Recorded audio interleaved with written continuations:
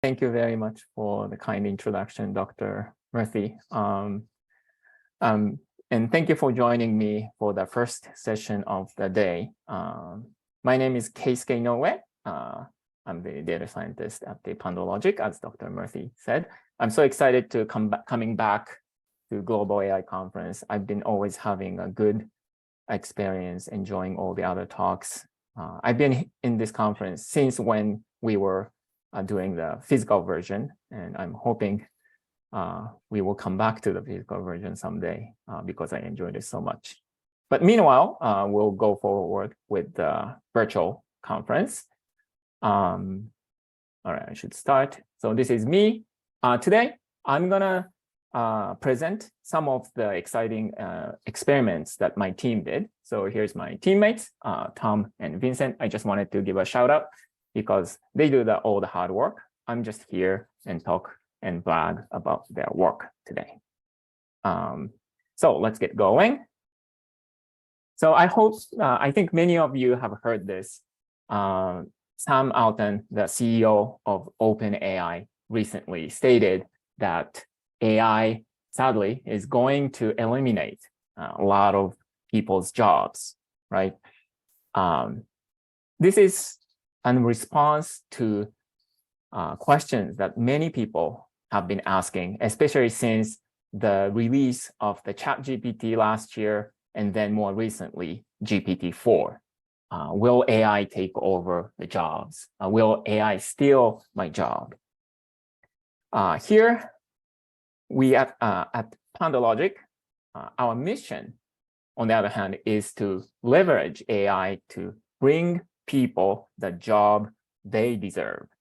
So we want to scratch this question and focus on better questions, such as how can we leverage AI to improve our productivity? Or how can we leverage GPT to improve the service that we provide?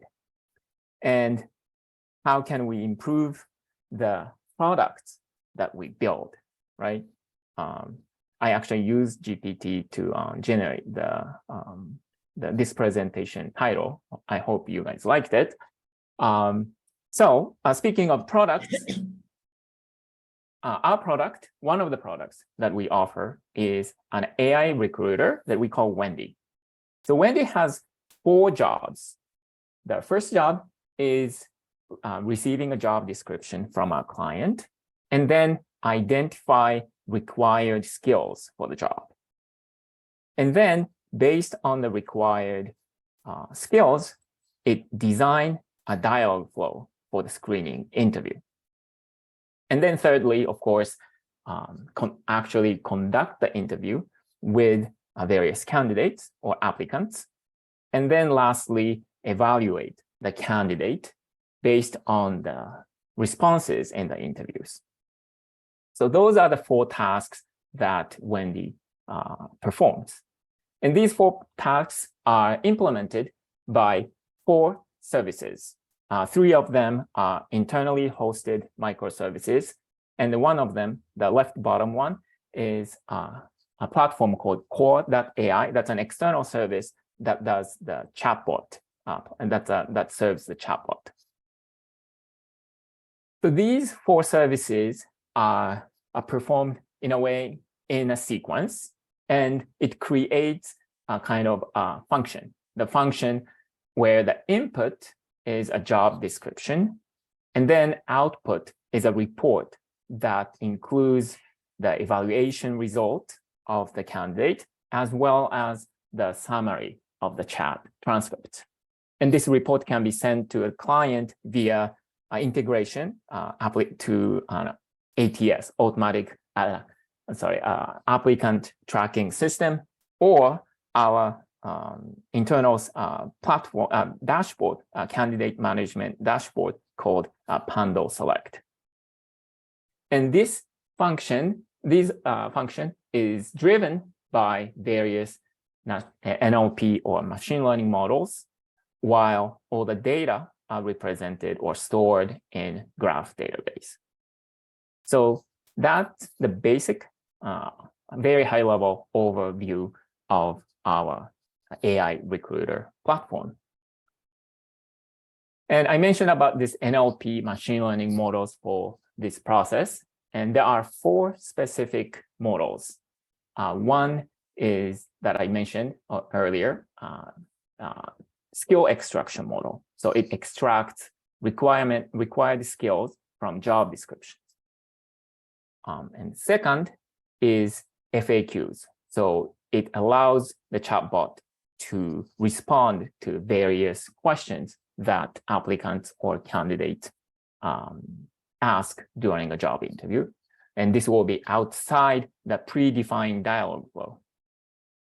And thirdly, entity detection. That is, when candidate says something about their previous roles or experience, they can mention about the companies. They may talk about, they may say their email address, URLs, phone numbers, etc. All those named entities plus HR-related entities are all detected by entity detection during the chat is conducted. And thirdly, of course, the evaluation piece.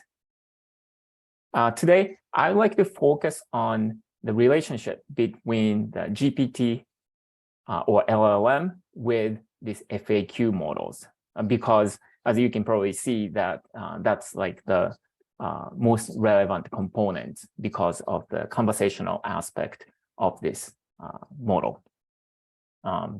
Just to reiterate, so FAQ is a function where it detects questions or concerns that applicants or candidates raise during a chat.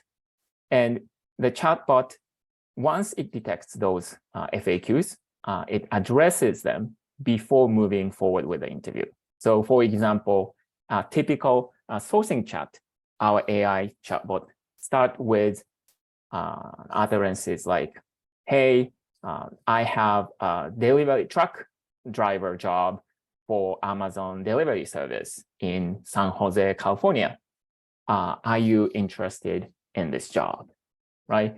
And we are expecting the candidate to say, yes, I would like to apply, or no, I'd like to pass. But it is totally valid if the candidate says, wait, what's the salary for this position?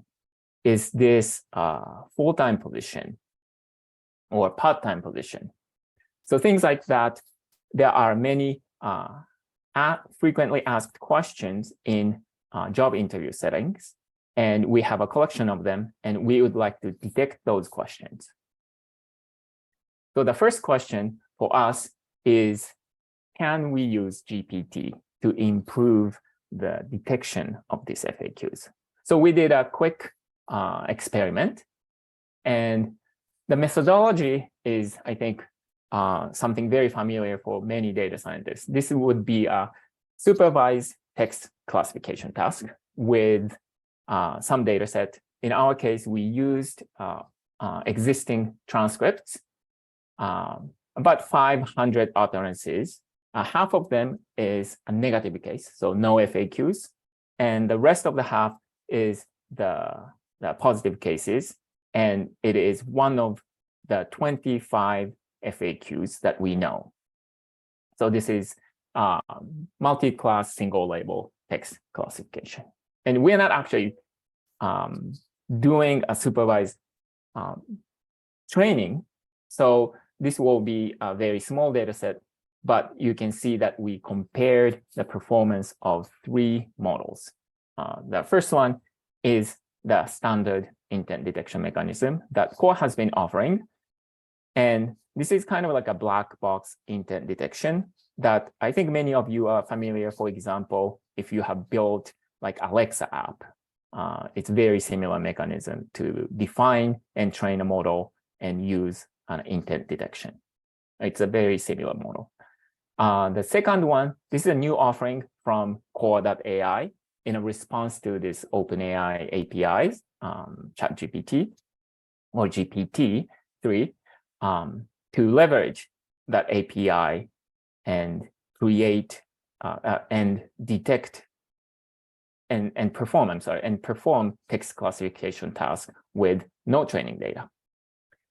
And the third is zero-shot learning, third one is few-shot learning, where it's very similar, but you can add few training utterances to improve the performance in the cost of the convenience, right? So let's just look at the result quickly.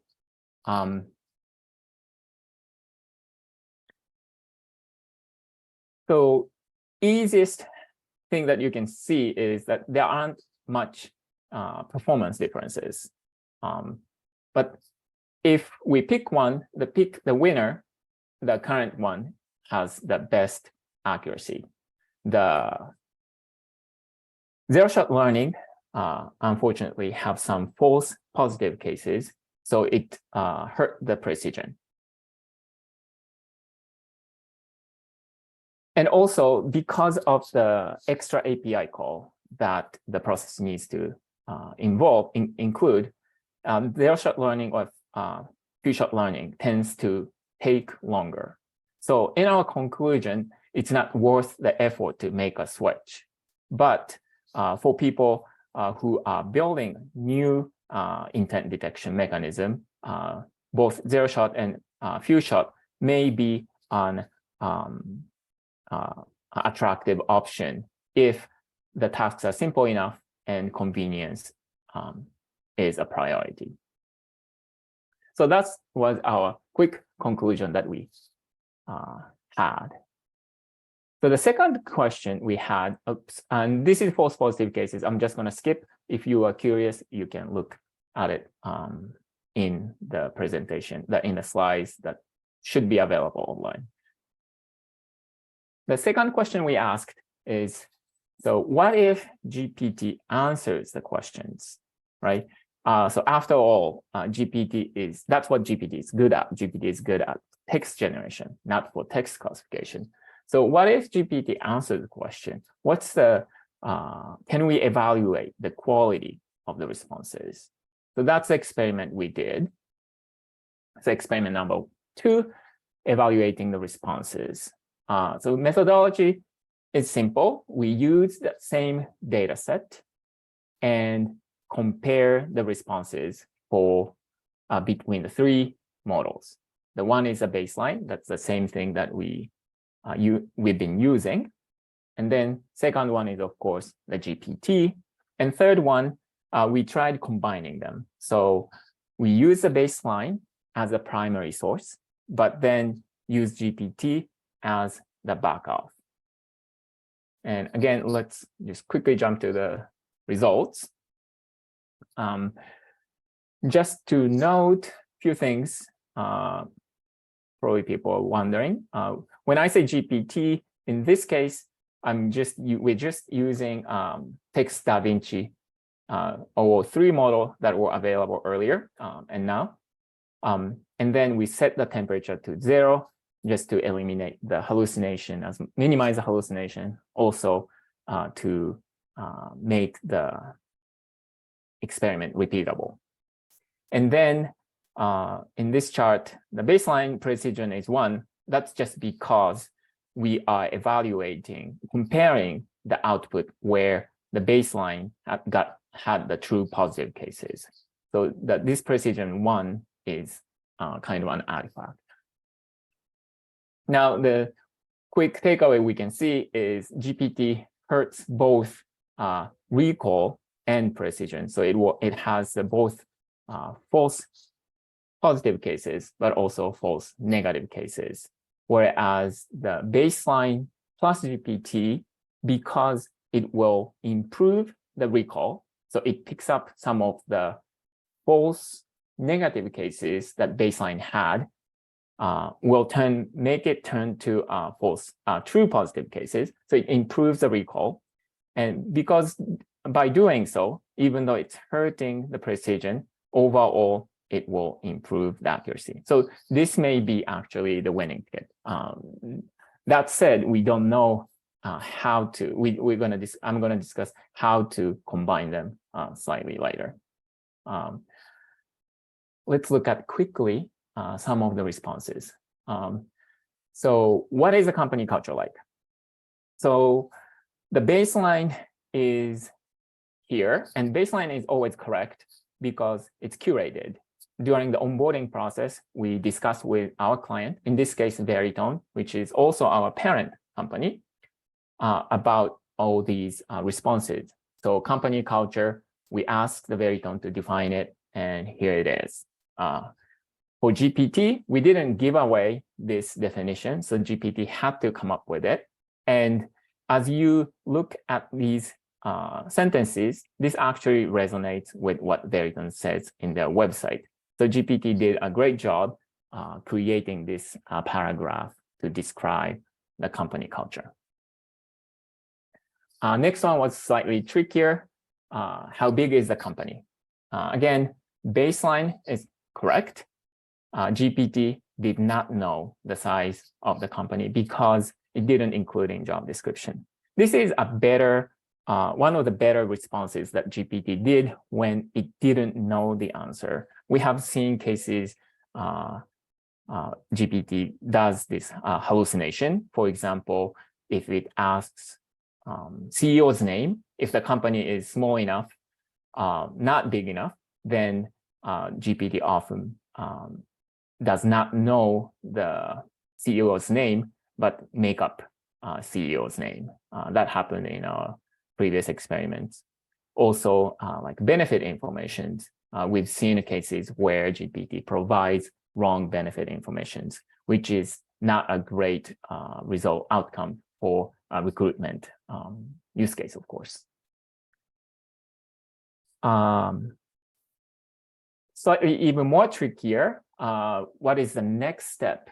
The baseline says, we will review and come back to you. GPT says next step is to apply and attend the job interview. That's something that GPT is getting slightly confused, right? Because it is in the candidate is in the interview. So this is something that we could fix by prompt engineering. So making sure that GPT knows that candidate is in the interview and to avoid this kind of utterance. But again, if we need to keep doing this type of prompt engineering, it's kind of the diminishing return of using generative AI. The last one is the trickiest one. What makes you a good fit for the position? The baseline is no response, and that's the correct response. While GPT says, well, I'm a qualified NLP data scientist with experience with blah, blah, blah. That's not the right response because I don't know if you get it, but it's confusing. GPT is now confused that it is thinking it's taking the job interview rather than it is being the interviewer.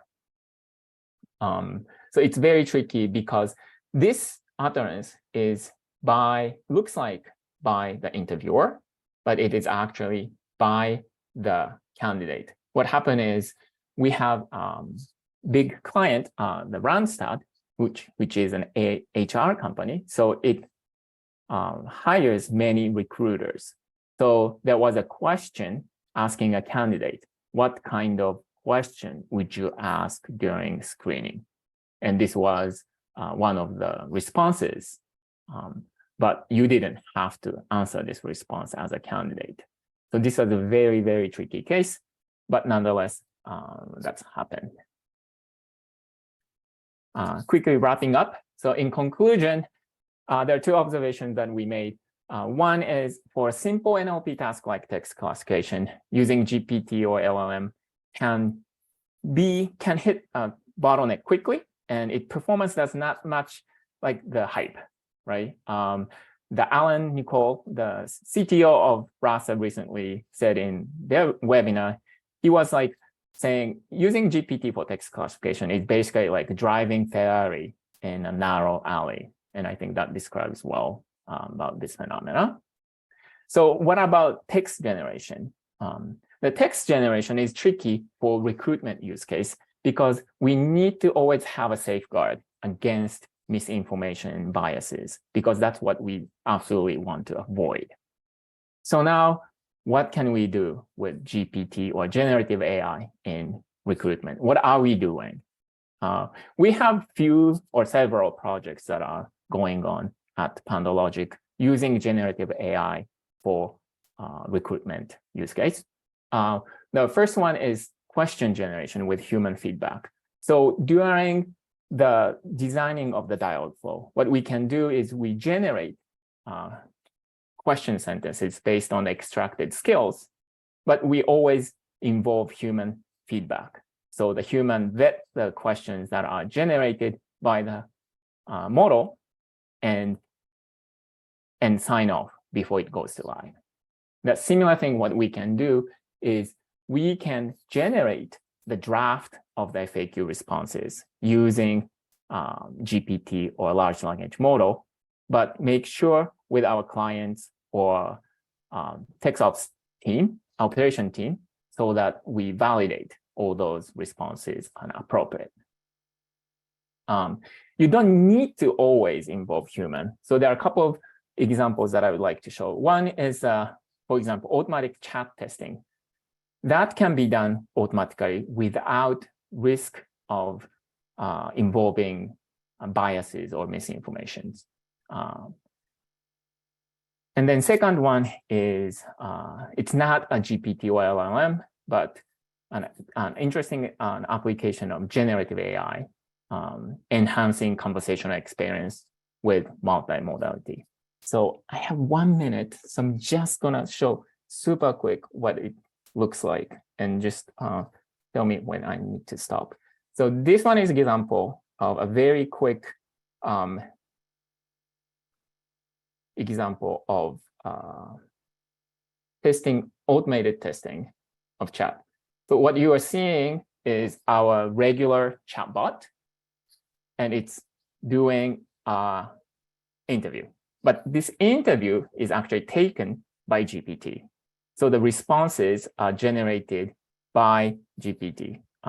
Not all those multi-select questions, but for example, you will see some of the open-ended questions that are typically asked, like for example, what is the pay expectations? GPT can generate. Here it goes. My pay expectations are flexible and depend on the job responsibility. These paragraphs or this experience, how many years of experience? I have 3 years of warehouse experience. These are all generated by GPT dynamically. So in a way, we can have virtual candidates, hundreds of them. And if we properly adjust the prompt and temperature, we can have many valid candidates to test the reliability of the chatbot platform. So that's one example. And if you don't mind, one more quick example is that I mentioned multimodality. So this is a regular chatbot, but what we can also do is, and I'm gonna take the headset off. This is our work with our partner, Unique, amazing guys, who makes a really cool user interface or digital human interface. And this is connected to our chatbot. And this is something that we have a lot of inbound inquiries recently, but you can see that it can conduct job interviews just like the regular chatbot, but with digital human interface. So I'm just going to show you just the first bit. Hello, I'm Wendy, the AI recruiter. My job is simple: find great people to join awesome teams. Give me a second to locate the opportunity, please. Hi, Tia. Thanks for your interest in warehouse clerk at Pandologic demo. Let's get started. First off, why are you looking for a new opportunity? And of course, you can respond with a voice. Because my boss hates me. I hope not, but. Got it. Here's a quick video about Pandologic Demo's products and services. and conversation goes on. So that's it. Thank you very much for joining me. If you have any questions or comments, please feel free to reach out to me. And have a good rest of the conference.